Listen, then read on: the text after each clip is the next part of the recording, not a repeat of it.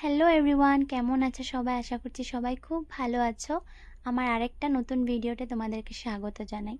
তো স্নান-টান করে এসে ঠাকুর-টাকুর দিয়ে ভাবলাম ফ্রি আছি, একটু এই সিক্সেল একটা গোছগাছ করি, মানে একটু ডিপ ক্লিন করি।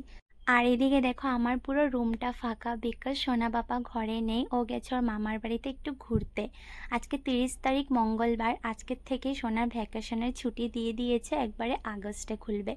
এতদিন বরের ভ্যাকেশনের জন্য অপেক্ষায় থাকতাম, এখন ছেলের ভ্যাকেশনের জন্য অপেক্ষায় থাকি। আর এটা হলো প্রথম সোনাকে স্কুল দেওয়ার পর ভ্যাকেশনের বন্ধ বলতে পারো।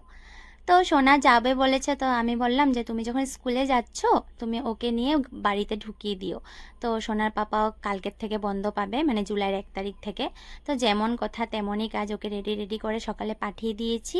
তারপর ব্যাট বল নিয়ে গেছে, ওখানে খেলবে। তো আমি ভাবলাম এর একটা একটু গুছিয়ে নিই। তো কর্নারটা দেখো প্রথমে ভালো করে ঝাড়ু দিয়ে মুছে টুছে নিয়েছি। দেন স্ট্যান্ডটাকে বালতির মধ্যে জল নিয়ে ভালো করে ভেজা কাপড় দিয়ে মুছে দিয়েছি। কিছুদিন আগে আমি সার্ফ দিয়ে ধুয়েছিলাম, তো ওরকম একটা নোংরা হয়নি, তার জন্য ভেজা কাপড় দিয়ে মুছিয়ে দিয়েছি।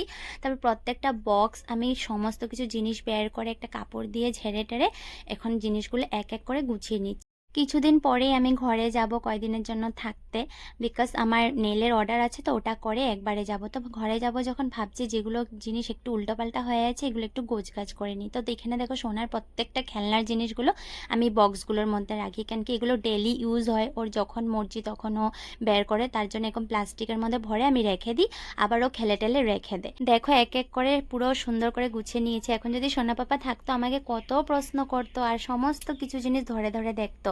তার জন্য আমি দিনের বেলা কখনো এরকম ডিপ ক্লিন করি না। যখনই ওর পাপা বাড়িতে থাকে সন্ধ্যাবেলা আমি গোছগাছগুলো করি আর কি। সারাদিন তো ওকে নিয়ে আমার সময় পার হয়ে যায়। আর এদিকে দেখো গোছানোর পর তোমাদেরকে একটা বিয়ের কার্ড দেখাচ্ছি, কি সুন্দর। তো এটা হলো আমার হাজব্যান্ডের ফ্রেন্ডের দাদার বিয়ের ইনভিটেশন পেয়েছি। তো গোছগাছ করার পর দেখো কতগুলো প্লাস্টিক বের হয়েছে। তারপর বিছানাটা একটু ঝাড় দিয়ে নিয়েছি, তারপর ফ্লোরটাও সুন্দর করে একটু ঝাড়ু টাড়ু দিয়ে নিয়েছি। জানো তো এই সময়টা আমি সোনাকে এত মিস করছিলাম, পুরো রুমটা যেন আমার ফাঁকা হয়েছিল, চুপ পুরো। ও থাকলে বাড়িতে মানে আমার আওয়াজ সবাই শুনবে, পুরো চিল্লাচিল্লি করতে করতে আমার সময় পার হয়ে যায়। তো আজকে মানে এত খারাপ লাগছিল। তো তোমরা যতক্ষণে ভিডিওটা দেখছো ততক্ষণে কিন্তু সোনা পাপা আমার কাছে এসে পড়েছে। আর জানো কালকে সন্ধ্যার পর আমার শরীরটা এত খারাপ করেছে, আমি চাইলে কিন্তু আজকে রেস্ট করতে পারতাম, সোনাও বাড়িতে নেই, কিন্তু আমি নিজের রেস্টটাকে ত্যাগ করে দিয়েছি।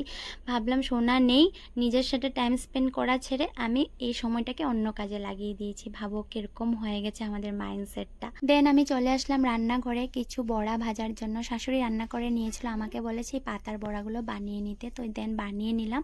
তো এই ছিল আজকের ব্লগটা। ভালো লাগে লাইক করো, কমেন্ট করো, বাই।